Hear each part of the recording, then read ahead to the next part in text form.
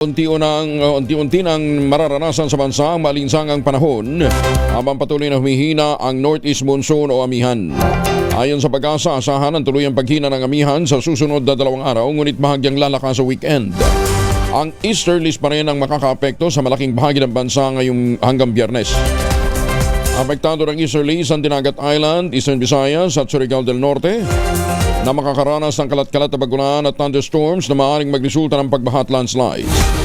Ang Metro Manila naman at nalalabing bahagi ng bansa makararanas ng maulap na papawirin na may mga isolated rain showers at thunderstorms.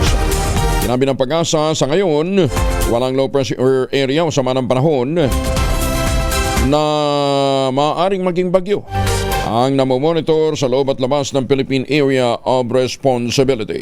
Nako muna tayo sa Pag-asa. Kasama na natin si Lori de la Cruz. Ma'am Lori, good morning. Good morning sa lahat ng ating mga tagapakinig. Ngayon nga po ay magiging maaliwalas naman ang papawirin sa halos buong kapuluan, including Metro Manila, dahil wala po tayong inaasahang malawakang pag-ulan for the day. Istulis po umiiral sa bansa at pwede rin po magdulot ng medyo mainsang panahon sa tanghalian at early afternoon. At sa ngayon wala rin po tayong bagyo na monitor sa loob ng ating area of responsibility. Wala rin pong gale warning na nakataas sa mga bahagi ng ating mga baybay. Yan muna ang latest para sa Pag-asa. Ito po si Lori de la Cruz. Ayan, thank you Ma'am Lori.